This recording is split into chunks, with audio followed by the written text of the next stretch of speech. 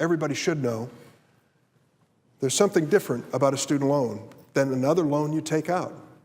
The loan you take out for your home, the loan you take out for your car, maybe the loan to buy some appliances. It's a lot different than a student loan. You know what the difference is? Not dischargeable in bankruptcy. No matter how badly things go for you at any stage in your life, you're going to carry that student loan debt to the grave. It's there forever. It can't be wiped out.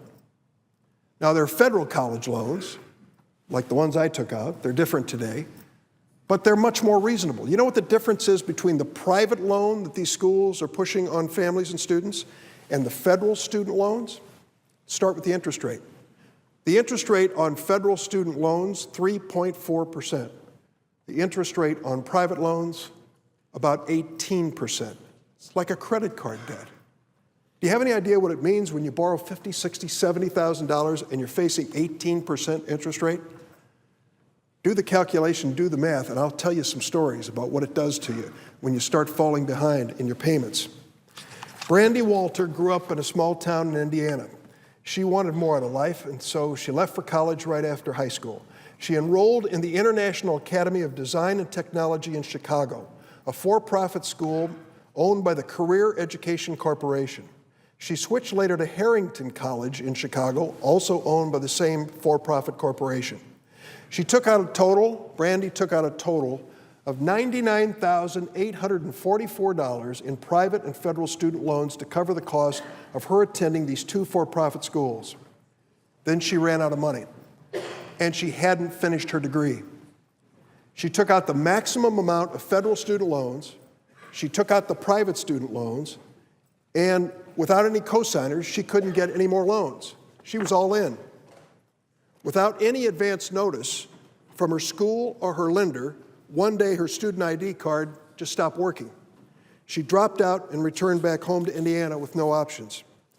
She can't get a job in her field. She doesn't have a degree. She didn't finish. $99,000 into it, and she didn't finish. She's 24 years old. Think about being 24 years old and owing $99,000 in student loans, unemployed.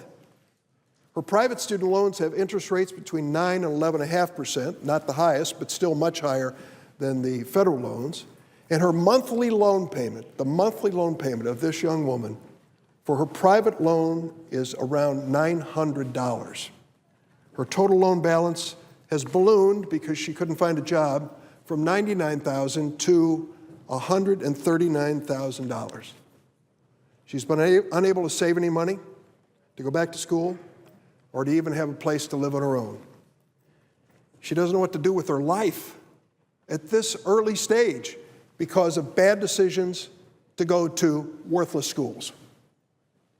She says, if I could erase that student debt, I could move on with my life, maybe even return to school to finish my degree. $139,000. Let me give you a taste of what kind of business the Career Education Corporation runs. The Career Education Corporation, that owned the two schools that she went to, owns 83 schools and enrolls almost 100,000 students across America, many of them in Illinois. I've spoken on this floor about several of their schools, and unfortunately, my office continues to be contacted regularly from students who attended a Career Education Corporation school and left with a worthless degree. In 2011, Career Ed received $1.4 billion in Title IV student aid. Career education schools received about 83% of their total revenue from the U.S. Department of Education student aid program, and that doesn't include the money they got for the GI Bill program. 81% of the school's students take out student loans. And of those students who take out loans, over 14% will default on their loans within 2 years. On November 1st of last year, Career Education Corporation's CEO resigned after there were reports that their school, their company, had falsified the employment rate of graduating students. Their accreditors, the people that say they're a real school, require a job placement rate of at least 65% for schools to remain eligible for Title IV assistance. Career Education Corporation graduates were below 65%.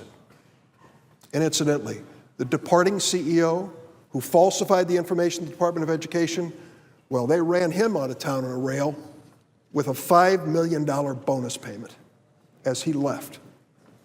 Now, I've met the new head of this Career Education Corporation. Like every for-profit school that asked to come in and see me, he has said, we're changing everything. We're going to straighten this mess out. I'll believe it when I see it. And I'll believe it when Brandy and students like her are given a chance. It's hard to believe we live in a time when student loan borrowers and their families risk losing their home because of student loan debt.